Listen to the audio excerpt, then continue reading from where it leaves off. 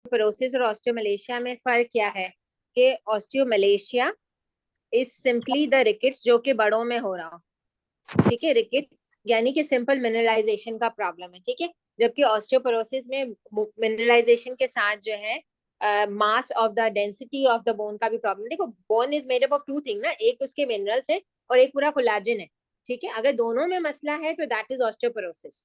अगर मिनरलाइजेशन में प्रॉब्लम है दैट इज ऑस्टियोमलेशिया। दोनों अडल्ट की condition. Rickets we all know कि रिकेट्स बच्चों की कंडीशन है, ठीक है। और रिकेट्स और ऑस्टियोमलेशिया का मेन कॉज क्या है? Vitamin D deficiency. ठीक हो गया? अच्छा, अब हम स्टार्ट करते हैं with the male reproductive system.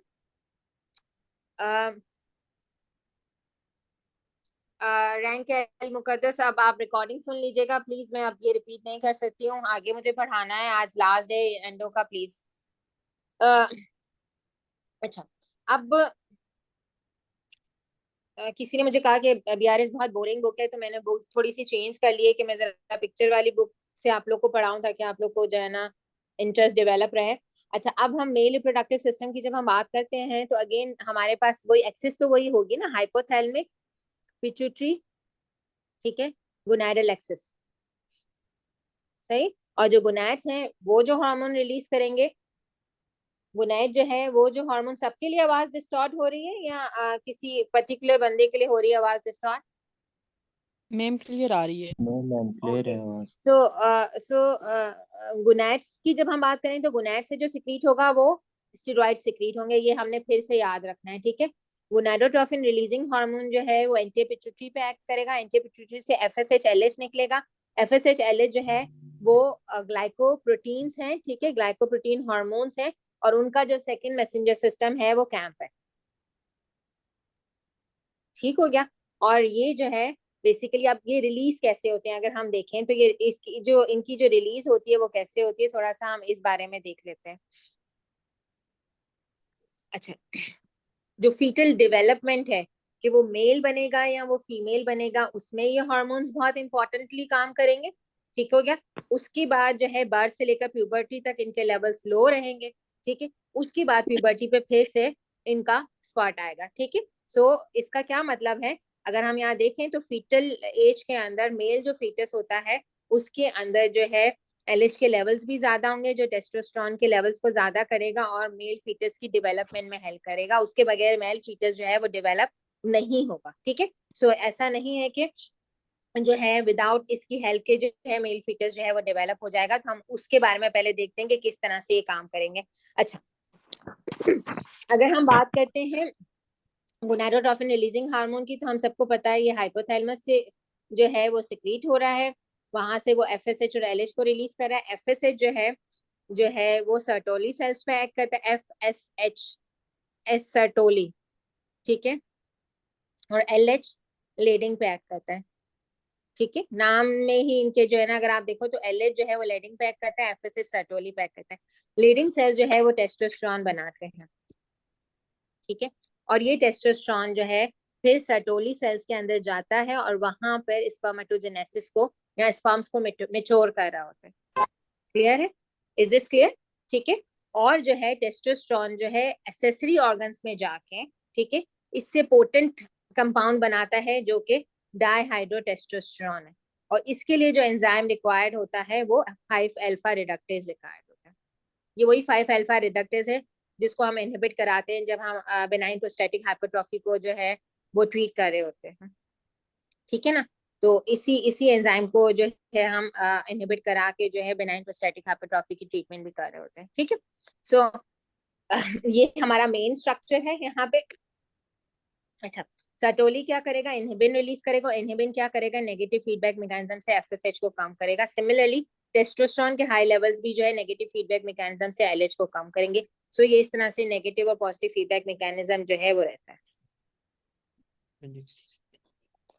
अब जो है आ, काम कौन क्या कर रहा होता है यहाँ पे हम पहले देख लेते हैं। काम क्या कर रहा है? पिट्यूटरी से जो है फॉर एग्जांपल एलएच आया, एलएच ने कैम के थ्रू जो है टेस्टोस्टेरोन की सिक्रीशन की, ठीक है। अच्छा, टेस्टोस्टेरोन जो है वो बराबर में उसके ये टेस्टोस्टेरोन कहाँ से रिलीज हुआ? लीडिंग सेल से रिलीज हुआ। बराबर में कौन पड़े हुए थे? सर्टोली सेल्स पड़े हुए थे। ये गए सर्टोली सेल्स के पास, ठीक है। वहां पे जो है इन्होंने जो है क्या कहते हैं स्पर्म्स की डेवलपमेंट में हेल्प की, स्पर्म को, दे रहे होंगे। स्पर्म को जो है वो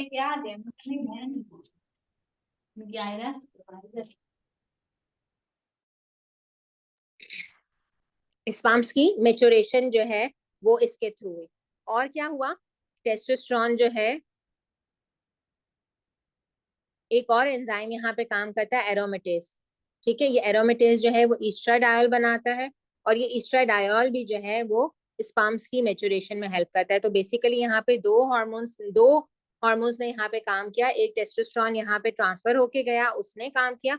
दूसरा टेस्टोस्टेरोन जो एरोमेटेज एंजाइम के थ्रू एस्ट्राडायोल में कन्वर्ट हुआ, और उसने भी जो है वो मेचुरेशन में स्पर्म्स की हेल्प की।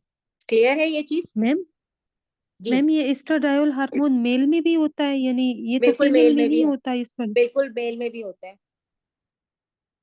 मेल ओके में भी मैम। होता है। मैम ये मैम हम्म, टेस्टोस्टेरोन लिडिक सेल से आता है और फिर एफएसएच के सर्टोली सेल पे काम करता है। जी बिल्कुल। टेस्टोस्टेरोन जो है वो लेडिंग सेल से सिक्रीट होता है, और आप यहाँ पे देखो कि ये जो है वो बराबर में सर्टोली सेल्स के पास आ जाता है, ठीक है। और सर्टोली सेल्स कौन सा हार्मोन बना रहे हैं? इनहिबिन बना रहे हैं। इनहिबिन क्या करेगा? एफएसएच को इनहिबिट करेगा, ठीक हो गया, ठीक है।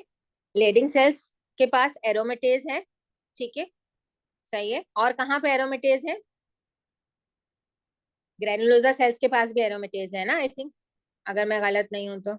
यस, ग्रेनुलोजा सेल के पास भी। अभी हम फीमेल रिप्रोडक्शन पढ़ेंगे तो वहां पे हम पढ़ेंगे थीटा सेल्स ने टेस्टोस्टेरोन बनाना है, और वो फिर वहां पे जो है एस्ट्रोजन में कन्वर्ट होगा in the granulosa cells by the जो है एरोमेटेज एंजाइम। तो यहाँ पे देखो, लेडिंग सेल्स जो है उसके पास एरोमेटेज है, वेरी क्लियरली रिटर्न है, ठीक है। और ये टेस्टोस्टेरोन को एस्ट्रोजन में कन्वर्ट करेगा। टेस्टोस्टेरोन कितना कार्बन है? 19 मैम। 19 कार्बन। और एस्ट्रोजन? 18। यस, 18। ठीक हो गया। सो ये इंपॉर्टेंट हार्मोन है for growth and maturation of sperm,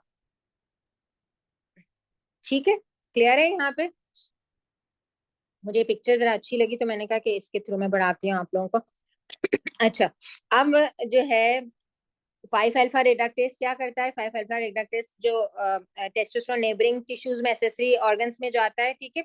और वहां पे जो है 5 अल्फा रेडक्टेज एंजाइम है जो टेस्टोस्टेरोन को और पावरफुल पोटेंट जो है डाई हाइड्रो टेस्टोस्टेरोन में कन्वर्ट करता है। It's a more potent form. किसी एमसीक्यू में ना टेस्टोस्टेरोन को पोटेंट फॉर्म लिखा हुआ है, वो रॉन्ग है उसकी की, ठीक है। The most potent form of testosterone is dihydrotestosterone, dihydrotestosterone, ठीक है, सही। एक वो था हमने पढ़ा था D epi androstenedione, dihydroepiandrostenedione, एक सेकंड, पता नहीं मैं एब्रिविएशन बोल गई, डीएचईए, डीएचईए, ठीक है। ये वो एड्रिनल एंड्रोजेंस में पढ़ा था, डी हाइड्रो एपी एंड्रोस्टेंडाइन, ठीक है। ये है dihydrotestosterone, dihydrotestosterone, ठीक है। और ये क्या करता है? अब इसके क्या क्या काम है डाईहाइड्रोटेस्टोस्टेरोन के, ठीक है। ये फीटस के अंदर जो है मेल एक्सटर्नल जेनेटिनिया बनाएगा। इसका मतलब है अगर डिफरेंशिएशन नहीं होगी तो मेल एक्सटर्नल जेनेटिनिया नहीं बनेंगे। फीटस एक्सवाय होने के बावजूद भी उसके एक्सटर्नल जेनेटिलियाज डेवलप नहीं होंगे। और क्या करता है? प्रोस्टेट की डेवलपमेंट करवाता है, ठीक है। अच्छा, और इससे और क्या काम करवाता है? जो मेल पैटर्न ऑफ बाल्डनेस होता है वो इसकी वजह से होता है। सेबेशियल ग्लैंड की जो एक्टिविटी मेल्स में ज्यादा होती है वो इसकी वजह से होती है, ठीक है। और नाइट्रिक ऑक्साइड की सिंथेसिस जो है वो इसकी वजह से होती है। क्लियर है ये मैम ये चीज? एक्सप्लेन कर दीजिएगा पैटर्न, मेल पैटर्न बॉल्डनेस को। मेल पैटर्न बार्डनेस का मतलब है कि जो आप देखते हो ना कि फीमेल, नहीं मैम, ये पूछना चाह रहा हूँ कि टेस्टोस्टेरोन किस तरह करवाता है। करवाता किस तरह से है? Yes ma'am. करवाता, दिस इज इंटरेस्टिंग, ठीक है। आई फाइंड आउट कि करवाता किस तरह से है। ये मुझे पता है मेल पैटर्न ऑफ बार्डनेस क्या होती है। करवाता किस तरह से आदमियों के बाल झड़ जाते हैं, अब ये तो जाती है उनके साथ, लेकिन कुछ नहीं कर सकते। ये आप लोग का ही हार्मोन है, आपके साथ ये कर रहा है तो क्या कर सकते हैं। I'll see, I'll look into it and अगर मैं मुझे जवाब मिला तो I'll back to you, ठीक है। ये कैसे करवाता है एक्चुअली, ठीक है, मेल पैटर्न ऑफ बाल्डनेस, ठीक है। Okay ma'am. अगेन अगर हम एड्रिनल एंड्रोजेंस की बात करें ना, तो उसका सर के बालों से कोई ताल्लुक नहीं है, ठीक है। वो अगर फीमेल में बढ़े हुए होंगे तो फीमेल के सर के बालों को कोई प्रॉब्लम नहीं कराते, ठीक है। अगर वो एंड्रोजेंस बढ़े हुए होंगे तो वो फीमेल के एक्स्ट्रा हेयर्स ग्रोथ कराएंगे, चेस्ट पे हेयर आ जाएंगे, चिन पे हेयर आ जाएंगे, सर के बालों के साथ वो नहीं छेड़खानी करते, because they are weak androgens, these are weak लेकिन मैम एंड्रोजेंस, ठीक है। हम्म। टेस्टोस्टेरोन के बारे में कहीं भी लिखा, तो वहां पर यही लिखा कि सर के बाल उतार देता, बाकी बॉडी पे हाँ बाल ज्यादा हो जाते हैं। हाँ। हम्म। मैं भी देखूंगी इसको कि कैसे ये करता है, सर के बालों से इसको क्या दुश्मनी है, ठीक है। चलो, विल लुक इनटू इट, क्या रीजन है इसका। Find the reason, okay. अच्छा जी, अब हम आ जाते हैं पीसीओएस के अंदर जो है ना, इतने ज्यादा बेटा हेयर लॉस नहीं होते, अभी हम पढ़ेंगे भी पीसीओएस के बारे में।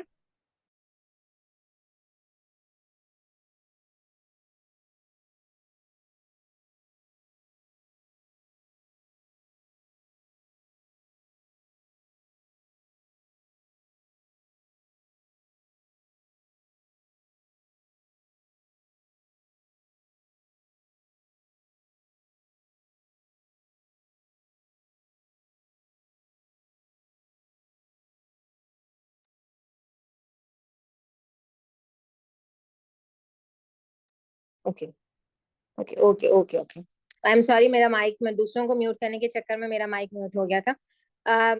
जो है डेफिनेशंस की हम कुछ बात कर लेते हैं। एंड्रोजन क्या है? एंड्रोजन वो सारे स्टेरॉइड हार्मोन जो कि मस्कुलाइन कैरेक्टरिस्टिक्स देंगे, वो एंड्रोजन्स हैं, ठीक है। टेस्टोस्टेरोन हमने कहा मेल एंड्रोजन है, नेचुरल मेल एंड्रोजन है, ठीक है, जो कि एलएच के कंट्रोल में है। Dihydro testosterone more active form of testosterone है, जो 5 अल्फा रिडक्टेज बनाता है, और इसकी वजह से ही एक्सटर्नल जेनिटलिया मेल के बन रहे हैं, पीनस, प्रोस्टेट एंड स्क्रॉटम एम्ब्रियो के अंदर, ठीक हो गया। उसके बाद जो है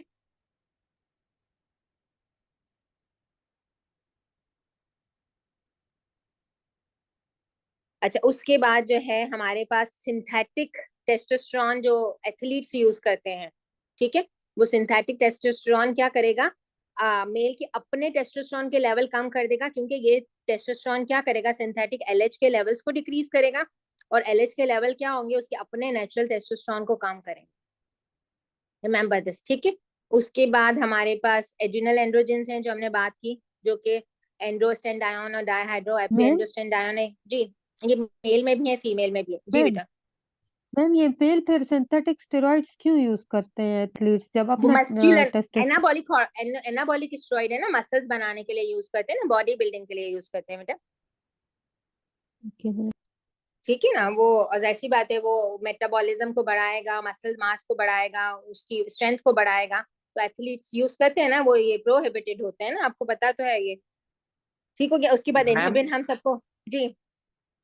मैम इसके बारे में ये पढ़ा था कि अगर नॉर्मल बंदा प्रोटीन ज्यादा लेता तो उसको प्रोटीन यूरिया होता है, एक्स्ट्रा प्रोटीन यूरिन में निकल जाती है, लेकिन जो एनाबॉलिक स्टीरॉइड्स यूज कर रहे होते हैं वो प्रोटीन बॉडी में ही रहता है।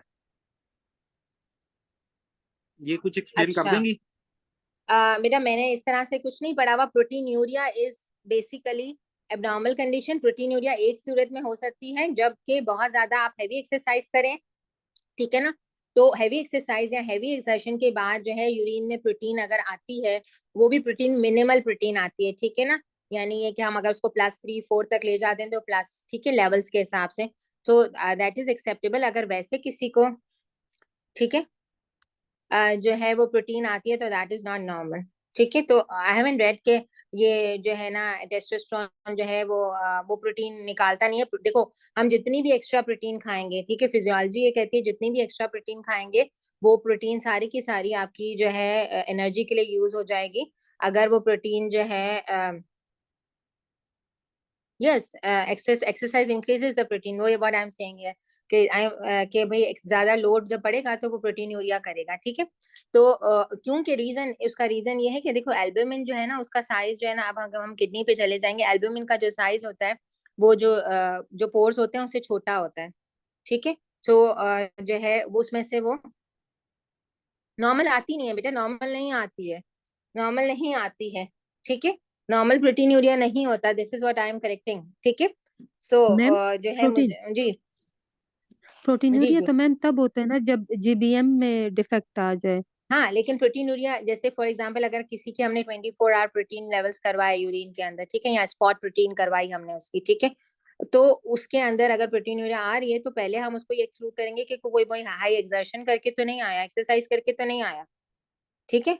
तो फिर हम उसको रिपीट करवाते हैं। तो अगर इस तरह से ये एक प्रोटोकॉल है, ठीक है। ये हम जब रीनल पढ़ेंगे तो मैं हम उसको थोड़ा सा टच करेंगे वहां पे। Okay ma'am. ठीक हो गया, ये अभी यहाँ पे रेलेवेंट नहीं है। फिर एरोमेटेज, मैंने आपको बात बताई कि एरोमेटेज क्या करता है, टेस्टोस्टेरोन को एस्ट्राडायोल में कन्वर्ट करता है, ठीक है। और वो एस्ट्राडायोल जो है वो काम करेंगे as a maturation factor for the spermatogenesis. Age related हमने बात कर ली कि इनिशियली मेल को जरूरत है, फीटस मेल को जरूरत है टेस्टोस्टेरोन की। वी ऑल नो अगर टेस्टोस्टेरोन नहीं होगा मेल फीटस के अंदर तो टेस्टिस डिसेंड भी नहीं होंगे, ठीक है ना।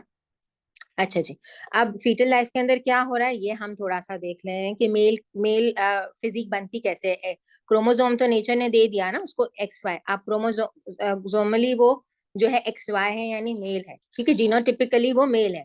अब वो फिनोटिपिकली कैसे मेल बनता है या उसके अंदर जो ऑर्गन्स हैं वो किस तरह से डेवलप हो रहे हैं, ठीक है। तो इसमें जो जो जो हार्मोन्स इन्वॉल्व हैं उसमें सबसे पहले हमारे पास ह्यूमन कोरियोनिक गोनाडोट्रोफिक हार्मोन है।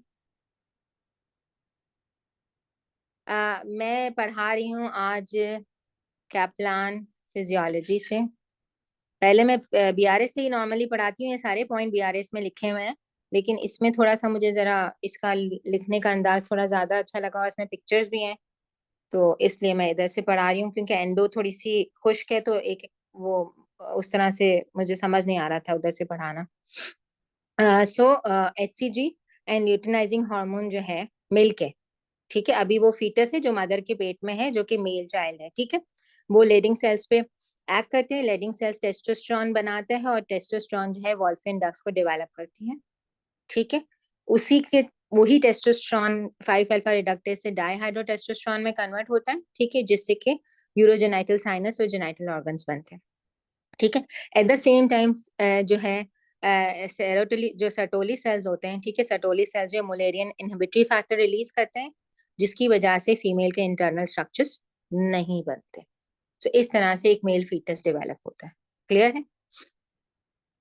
अगर ये फैक्टर नहीं होगा, अगर ये फैक्टर नहीं होगा, ठीक है, तो फीमेल के फीचर्स बनना शुरू हो जाएंगे। सो वोल्फियन डक जो होती है, वोल्फियन डक जिसको हम कहते हैं वुल्फ, ठीक है, मेल से याद रखने के लिए वोल्फियन डक जो होती है, ठीक है, वो डिफरेंशिएट होती है एपिडिडमस में, वास डिफरेंस में, सेमाइनल वेसिकल्स के अंदर, ठीक है। एब्सेंस अगर होगा टेस्टोस्टेरोन तो वोल्फियन डक जो है वो रिग्रेस हो जाएगा। और जो डाईहाइड्रोटेस्टोस्टेरोन है वो एक्सटर्नल जेनिटलियास बनाएगा, ठीक है। सो अगर डाईहाइड्रोटेस्टोस्टेरोन नहीं है, ठीक है, तो एक्सटर्नल स्ट्रक्चर जो है वो फीमेल के रहेंगे। क्लियर। क्लियर है मैम। इसमें इम्पोर्टेंट इसमें इम्पोर्टेंट चीजें हैं समझने वाली, ठीक है। ये आप लोग को सारा रिकॉल है, ये आपको याद रखना है। Again spermatogenesis we all know is a temperature dependent, ठीक है। इसीलिए जो है टेस्टिस जो है स्क्रॉटम में जो डिसेंड होती हैं और जो टेम्परेचर का फर्क होता है वो 4 टाइम्स कूलर होता है, ठीक है। और जो है जो स्क्रॉटल स्किन होती है उसके अंदर जो क्रीमास्टेरिक मसल्स होते हैं वो टेम्परेचर अपना रेगुलेट भी कर सकते हैं with the relative degree of contraction and relaxation, ठीक है। अगर यही टेस्टिस एब्डोमेन में रह जाएंगी तो जो है इनफर्टिलिटी रिजल्ट करेंगी, क्योंकि स्पर्मेटोजेनेसिस जो है वो बहुत ज्यादा टेम्परेचर सेंसिटिव है। मैम मेलिग्नेंसी भी होती है अगर एब्डोमेन में या रह वो जाए? ऑब्वियसली मेलिग्नेंसी एक अलग बात है। पहले हम बात सबसे पहले तो हम बात करेंगे क्रिप्टोचिटिज्म की ना, कि वो डिसेंट ही नहीं है, मैम ठीक है। आपने अच्छा। एरोमेटेस का कहा है ना कि वो हम्म। अगर ना हो तो टेस्टिस डिसेंड नहीं होती एब्डोमेन से एरोमेटेज नहीं, उसमें? एरोमेटेज नहीं, एरोमेटेज नहीं। डिसेंट के लिए चाहिए एचसीजी, ठीक है, ल्यूटिनाइजिंग हार्मोन और टेस्टोस्टेरोन। तो पहली जो ट्रीटमेंट होती है ना अनडिसेंडेड टेस्टिस की, वो हम देते हैं उसको बीटा एचसीजी, ठीक है, क्योंकि डायरेक्ट टेस्टोस्टेरोन नहीं दे सकते, फिर वो टेस्टोस्टेरोन एलएच के थ्रू टेस्टोस्टेरोन बनाता है, ठीक हो गया। अदरवाइज पे सर्जिकल करेक्शन ही करते हैं यूजुअली, इसे डिसेंड अगर नहीं होते तो फिर सर्जिकल करेक्शन ही की जाती है। लेकिन we know that surgical correction के बाद भी चांसेस इतने अच्छे नहीं होते कि वो स्पर्मेटोजेनेसिस कर सके इतना टाइम जो है वो एब्डाउन में रहने के बाद, ठीक है। सो अभी मुझे नहीं पता कि लेटेस्ट रिसर्च क्या कहती है कि कितना जो है वो पोटेंसी रहती है स्पर्म्स के अंदर उसके बाद। अच्छा, अब दो प्रोसेस है, इरेक्शन और इजैकुलेशन। इरेक्शन हमने कहा पैरासिम्पथेटिक प्रोसेस है, ठीक है, और इजैकुलेशन जो है सिंपैथेटिक है, ठीक है, ये आपको याद रखना जरूरी है। और जो है वेजोडाइलेशन जो है यहाँ पे नाइट्रिक ऑक्साइड का काम है। अच्छा जी। अब जो है अगर हम गोनैडल डिसफंक्शन की बात करें, ये कुछ चीजें देख लेते हैं। अगर टेस्टोस्टेरोन डेफिशिएंसी है सेकेंड या थर्ड ट्राइमेस्टर में जेस्टेशन के, ठीक है, तो एक्सटर्नल जेनेटिलिया की एम्बिग्युइटी होगी, वेरियस डिग्री ऑफ एम्बिग्युइटी हो सकती है, मेल सूडो hermaphroditism हो सकता है। सूडो hermaphroditism क्या होगा कि जो है क्रोमोसोम जेनेटिकली वो मेल है और एक्सटर्नल जेनेटिलिया उसके फीमेल के शो हो रहे हैं, ठीक है, सूडो है, इट्स सूडो, ठीक है। अच्छा, फिर टेस्टोस्टेरोन की डेफिशिएंसी अगर थर्ड ट्राइमेस्टर में हो रही है, ठीक है, तो डिसेंड में प्रॉब्लम होगा, सही है, और माइक्रोपीनस होगा, ठीक है। अगर सेकंड में हो रही है और थर्ड, सेकंड टू थर्ड में हो रही है, प्यूबर्टल हो रही है अगर टेस्टोस्टेरोन की डेफिशिएंसी, तो सेकेंडरी सेक्सुअल कैरेक्टरिस्टिक्स जो है ना वो डेवलप होंगे और यूनॉट्स के जो है फीचर्स होंगे, ठीक है, कि बेयर नहीं आ रही, ठीक है ना, चेस्ट पे बाल नहीं आ रहे, आवाज थे नहीं रह रही है, ये वाले फीचर्स डेवलप होंगे। और पोस्ट प्यूबर्टल अगर हो रही है, प्यूबर्टी के बाद हो रही है, तो फिर उसमें रिलेटेड होगा कि लिबिडो कम है, इरेक्टाइल डिसफंक्शंस हैं, फेशियल और बॉडी के हेयर ग्रोथ कम हो गई है, इनफर्टिलिटी है, या इस तरह की चीजें। अच्छा, हाइपोगोनाडिज्म के जो कॉजेज हैं, वैरायटी ऑफ कॉजेज हैं, मेरे ख्याल में आप लोग ये ज्यादा मेडिसिन में टच करोगे, आप लोग चाह रहे हो मैं ये करवा दूं या मैं इसको स्किप कर दूं, मैं फिजियोलॉजी ज्यादा कवर करवा दूं? यस मैम नहीं, करवा फिजियोलॉजी। करवा दूं, जी स्किप मैम कर दूं? करवा दे जल्दी जल्दी। अच्छा, majority they are saying skip please. Ma'am करवा दें। करवा दे मैम। अच्छा चलो ठीक हो गया, करवा देते हैं। अच्छा, अब इसमें जो है हमारे पास जो हाइपोगोनाडिज्म के जो सिंड्रोम्स है उसमें एक एमसीक्यू, जैसे पिछली दफा मैंने देखा था कैलमन सिंड्रोम का एक एमसीक्यू था, ठीक है। कैलमन सिंड्रोम जो है हाइपो पेन हाइपोपिट्यूटरिज्म है, ठीक है, जो हाइपोथैलेमिक पिट्यूटरी डिसऑर्डर होता है और साथ में इसमें स्मेल का भी कोई प्रॉब्लम होता है साथ में, ठीक है। क्लाइनफेंटर XXY है, हम सबको पता है। ये जो है ऑटोसोमल डोमिनेंट डिसऑर्डर है, क्रोमोसोम 11 का इसमें कोई म्यूटेशन होती है नोनान सिंड्रोम के अंदर, ये भी हाइपोगोनाडिज्म करता है, इसमें जीनोटिपिकली कोई प्रॉब्लम नहीं होता, म्यूटेशन है क्रोमोसोम की, ठीक है। अच्छा, डेफिनेशन जो है सूडो hermaphrodite क्या होंगे कि जेनेटिकली कॉन्स्टिट्यूशन उनकी डिफरेंट है और जेनेटिलियाज उनके डिफरेंट दिख रहे हैं, ठीक है, गोनैड्स वन सेट के हैं और जेनेटिलियाज उनके डिफरेंट सेट। फीमेल सूडो हम कब बोलेंगे कि जो है एंड्रोजेंस की वजह से जो है विरुलाइजेशन हो गई है उनके एक्सटर्नल जेनेटिलियाज के अंदर, ठीक है। और मेल में क्या हुआ है, मेल में मसला क्या हुआ है जो अभी हमने पढ़ा कि एंड्रोजन की एक्टिविटी नहीं हो रही है, तो मेल फीटस जो एक्सटर्नली जो है उसकी डिफेक्टिव टेस्टिस है या एंड्रोजन रेजिस्टेंस है, ठीक है। अब ये सारी लिस्ट है इसमें कि किसमें क्या क्या होगा। प्राइमरी हाइपोगोनाडिज्म, प्राइमरी हमेशा याद रखो ऑर्गन का मसला होता है, प्राइमरी हमेशा उस पर्टिकुलर ऑर्गन का मसला होता है। तो प्राइमरी का मसला क्या है कि प्राइमरी गुनैड्स का प्रॉब्लम है, ठीक है, तो स्टेरॉइड्स कम होंगे, एलएच और एफएसएच बड़ा होगा, क्योंकि एफएसएच एलएच चाह रहा है कि स्टेरॉइड सिक्रीट हो लेकिन वो नहीं सिक्रीट हो पा रहे क्योंकि प्राइमरी प्रॉब्लम। अगर पिट्यूटरी का प्रॉब्लम होगा तो तीनों चीजें कम होंगी, ठीक है, तीनों चीजें जो है वो कम होंगी, ठीक है। कैलमन में क्या होगा, गोनाडोट्रोफिन रिलीजिंग हार्मोन, क्योंकि हाइपोथैलेमस से मसला है, गोनाडोट्रोफिन रिलीजिंग हार्मोन भी कम है और ये तीनों चीजें कम है। अगर वो स्टेरॉइड्स ले रहा है एक्सटर्नली, ठीक है, एनाबॉलिक स्टेरॉइड अगर वो थेरेपी ले रहा है तो उसका अपना एलएच कम हो जाएगा, ठीक है, उसका अपना एलएच कम हो जाएगा और उसके अंदर जो है उसकी वजह से उसका अपना टेस्टोस्टेरोन जो है वो कम हो जाएगा, ठीक है। तो जिसकी वजह से जो है वो उसकी अपनी बॉडी जो है एनाबॉलिक स्टेरॉइड्स की वजह से जो है उसमें इन स्पर्मेटोजेनेसिस वगैरह सब इनहिबिट हो रही होगी, ठीक है, क्योंकि वो एक्सटर्नली जो है एनाबॉलिक हार्मोन ले रहा है, सही। अगर कांस्टेंट रेट पे भी जब भी हम गोनाडोट्रोफिन रिलीजिंग हार्मोन इन्फ्यूज करें तो उसका कोई इफेक्ट प्रोड्यूस नहीं होता। रिमेंबर, ये जो गोनाडोट्रोफिन रिलीजिंग हार्मोन है ये प्यूबर्टी पे पल्सेटाइल फॉर्म में रिलीज होता है, इसी pulsatile nature of the release of gonadotrophin releasing hormone की वजह से फीमेल्स में भी पुबर्टी आती है और मेल्स में भी पुबर्टी आती है, ठीक है। तो कांस्टेंट रेट पे अगर एक ही रेट पे गोनाडोट्रोफिन रिलीजिंग हार्मोन देंगे it won't create any change, ठीक है। But in the pulsatile form, yes, it will increase the FSH and LH and it will cause the जो है increase steroid hormone by this increasing, clear है ये चीज? Post menopausal रह गया। Post menopause के बाद क्या होता है? ऑब्वियसली जो गोनाड्स के हार्मोन्स हो गए वो कम हो गए, एस्ट्रोजन प्रोजेस्टेरॉन, तो पीछे से जो है एफएसएच एलएच की इनहिबिशन खत्म हो गई, तो एफएसएच एलएच बढ़ा हुआ होता है। तो हम मेनोपॉज को, अर्ली मेनोपॉज को, जो प्री मेच्योर मेनोपॉज होता है, उसको हम डिटेक्ट करने के लिए एफएसएच के लेवल्स करवाते हैं ना, तो सी के अगर हाई लेवल्स हैं तो ये शो करता है कि मेनोपॉज हो गया है। ठीक है। मैम जी मैम इधर पल्सटाइल का क्या मतलब मीनिंग होगा? देखो, पल्सेटाइल का मतलब ये होता है कि अच्छा, अभी मैं बताती हूँ पल्सेटाइल का मीनिंग।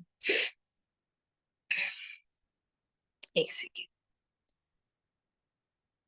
देखो ये ग्राफ दिख रहा है ग्रीन वाला, ठीक है? जी मैम। ठीक है, लेवल हार्मोन का बढ़ा और फिर कम हो गया। ठीक है, ये किस तरह से दिख रहा है? वेव की फॉर्म में दिख रहा है ना? Yes ma'am. ठीक है, this is called pulsatile manner. ठीक है, ये देखो, ये स्ट्रेट लाइन की फॉर्म में दिख रहा है ना, this is the constant level. अब ये स्ट्रेट इतना भी हो ना, तो this is again a constant level, उससे कोई फर्क नहीं पड़ेगा। जी मैम ठीक है, थैंक यू। ठीक है, ठीक। ओके।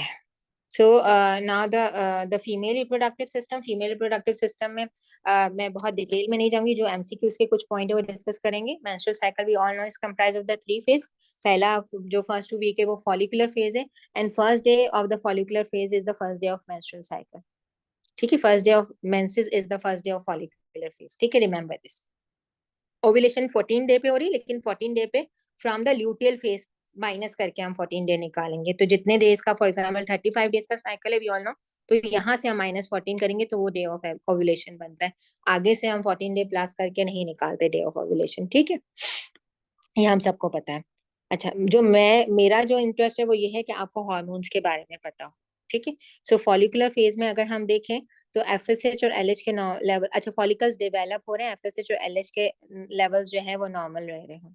ठीक है, लेकिन जो है जब ओव्यूलेशन होने वाली है उससे पहले क्या होता है? उससे पहले ये होता है कि एक आध फॉलिकल जो है वो डोमिनेट कर जाता है, one of the follicle in the ovary, in one of the ovary dominate, और वो डोमिनेट करके बहुत सारा ईस्ट्रोजन सिक्रीट करने लग जाता है। और ये ईस्ट्रोजन क्या करता है? उसकी सेंसिटिविटी टू द जो है एफएसएच एंड एलएच को इंक्रीज कर देता है। तो ये जो ईस्ट्रोजन आ रहा है, ये वन ऑफ द फॉलिकल जो कि मेच्योर हो रहा है, जो कि ग्राफियन फॉलिकल एक्चुअली जो बनेगा, उसकी एक्टिविटी है। ठीक है, और इस ईस्ट्रोजन की वजह से this estrogen increase is basically causes the LH surge. Clear है ये चीज? ईस्ट्रोजन के लेवल्स पहले बढ़ते हैं और ये पॉजिटिव फीडबैक मैकेनिज्म है विच कॉजेज द एलएच। हमारी फीमेल की बॉडी में 2 जगहों पे पॉजिटिव फीडबैक मैकेनिज्म होते हैं, एक ऑक्सीटोसिन का रिलीज होना, ठीक है, दूसरा ओव्यूलेशन के टाइम पे जो है पॉजिटिव फीडबैक मैकेनिज्म। ठीक है, और ओव्यूलेशन हो गई है, इसका इंडिकेटर क्या होता है? इसका इंडिकेटर होता है प्रोजेस्टेरॉन। ठीक है, ओव्यूलेशन हो जाएगी तो उसके बाद प्रोजेस्टेरॉन के लेवल्स बढ़ेंगे। and you can see कि even in the secretory phase जो होता है, जिसको ल्यूटियल फेज भी हम कहते हैं, उसके अंदर भी स्टेरॉल के लेवल्स बढ़े हुए हैं, मगर प्रोजेस्टेरॉन के लेवल्स बहुत ज्यादा बढ़े हैं। और यहाँ कंपैरिजन भी दिया हुआ है कि कितने बढ़े हुए। ठीक है, सो जैसे यहाँ पे लिखा हुआ है कि जो है एलएच जो सर्ज है वो 10x मींस उसके लेवल्स प्लाज्मा में एलएच के 10 टाइम्स होते हैं एज कम्पेयर टू अगर मैं 28 डे साइकिल पे एलएच कराती हूँ। ठीक है, एफएसएच के लेवल जो है वो जो है मिड साइकिल में जहाँ ओव्यूलेशन हो रही है वो 3x होते हैं एज कम्पेयर टू अगर मैं 28 डे पे करवाती हूँ। क्लियर है ये चीज? ठीक है,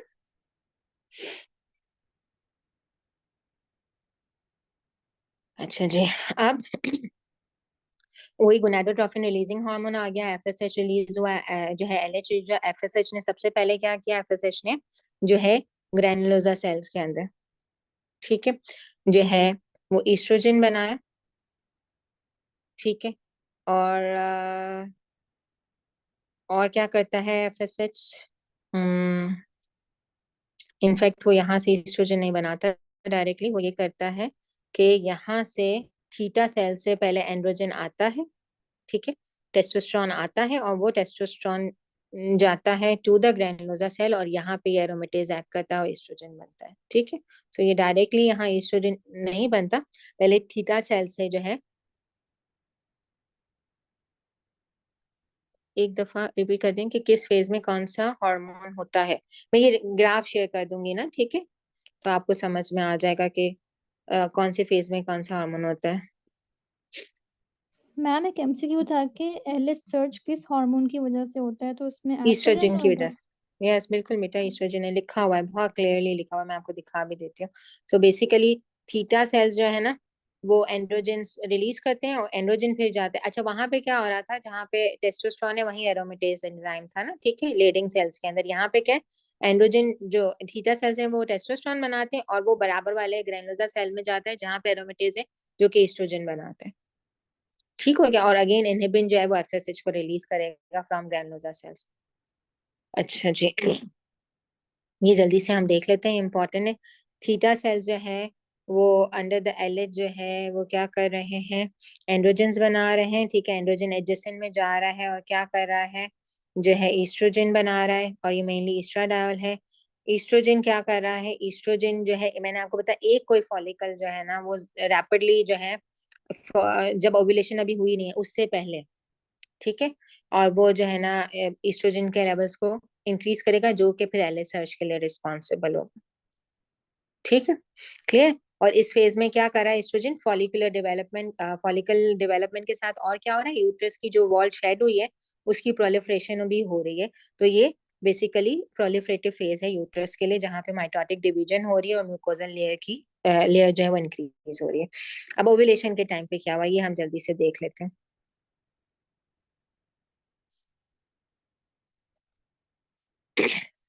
अच्छा जी, अब यहाँ पे 2-3 एमसीक्यू के पॉइंट लिखे हुए हैं, ठीक है। एक चीज, only LH surge is essential for the induction of ovulation and formation of corpus luteum. ठीक है, note this LH surge and ovulation occur after the estrogen peak. ठीक है, so if estrogen they are still rising, peak नहीं आई उसकी, ovulation has not occurred. समझ में आई बात?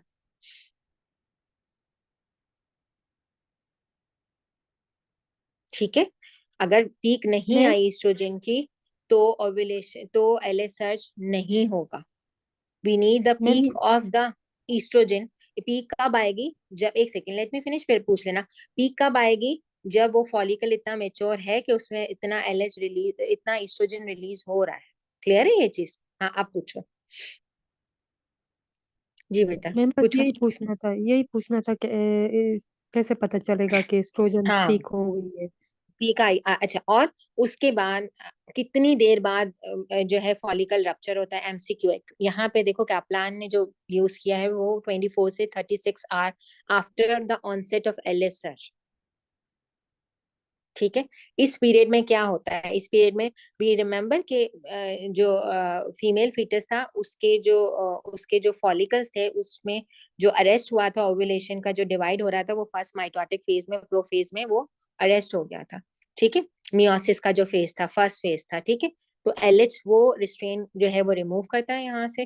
ठीक है, यहाँ पे फर्स्ट मियोटिक डिवीजन कंप्लीट होती है और फर्स्ट पोलर बॉडी जो है वो रिलीज होती है। कब हो रहा है ये, उस वक्त हो रहा है जब फॉलिकल रप्चर हुआ है, उससे पहले। यस, उससे पहले। ठीक है, फॉलिकल के रप्चर होने से पहले जो है वो जो रिस्ट्रेन लगा हुआ होता है मियोसिस 1 पे, वो रिस्ट्रेन जो है वो खत्म होता है यहाँ पर। क्लियर है?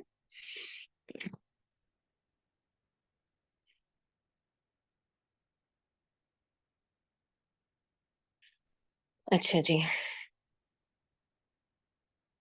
अच्छा जी, वंस द ओव्यूलेशन हो गई उसके बाद क्या हुआ, जो बच गया वो ल्यूटिनाइज हो गया और वहां पे अब क्या है, वहां पे प्रोजेस्टेरॉन बन रहा है। अब वहां पे क्या हुआ कि जो है ना ग्रैनुलोसा सेल्स ने जो है एलएच के रिसेप्टर्स बना दिए, ईस्ट्रोजन और एफएसएच ने मिलकर, और उसने क्या किया वहां पे जो है एरोमेटेज की एक्टिविटी कम कर दिया। अब ईस्ट्रोजन इतना नहीं प्रोड्यूस हो रहा, अब क्या हो रहा है, प्रोजेस्टेरॉन ज्यादा प्रोड्यूस हो रहा है, क्योंकि जो ग्रैनुलोसा और थीका सेल्स थे अब वो ट्रांसफर हो गए इनटू द ल्यूटियल सेल्स में, और वो प्रोजेस्टेरॉन ज्यादा बना रहे हैं। अब स्विच ओवर हो गया, एलएच सर्च के बाद सिनेरियो चेंज हो गया। ठीक है, एलएच सर्च के बाद क्या हुआ, सिनेरियो चेंज हो गया और ग्रैनुलोसा और थीटा सेल जो है ल्यूटियल सेल्स में कन्वर्ट हो गए। और वो ल्यूटियल सेल्स में कैसे कन्वर्ट हुए कि उनके ऊपर बहुत सारे एलएच के रिसेप्टर्स आ गए, अब वो प्रोजेस्टेरॉन ज्यादा बनाएंगे। क्लियर है ये चीज? So luteinization occur once the oocyte जो है उसने फॉलिकल को एग्जिट कर दिया। अब जो बाकी जो बचा वो जो है उसने कॉर्पस लूटियम में कन्वर्ट होना है, और ये कॉर्पस लूटियम प्रोजेस्टेरॉन सिक्रीट करेगा और प्रोजेस्टेरॉन नेगेटिव फीडबैक मैकेनिज्म से एलएच को काम कर देगा। क्लियर है?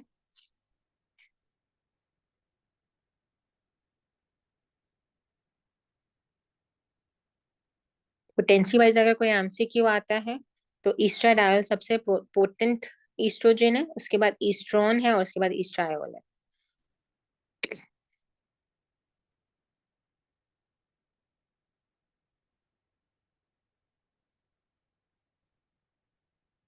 ठीक है,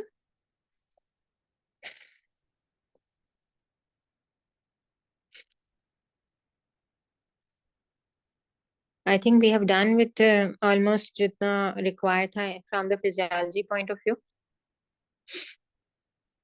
मैम वो जो एक टेबल आपने शेयर की थी जिसमें आपने बताया था कि एस्ट्रोजन उसको भी इनहिबिट करता है, वो ऑस्टियोपोरोसिस वाला मैकेनिज्म, काइंडली वो टेबल अगर आप शेयर कर दें मैं उसकी पिक ले लूं। जो मैंने यस, आपको कहा कि मैं पोस्ट मेनोपाजल ऑस्टियोपोरोसिस इस वजह से होती है, वो वाला टेबल। एक सेकेंड, फाइन।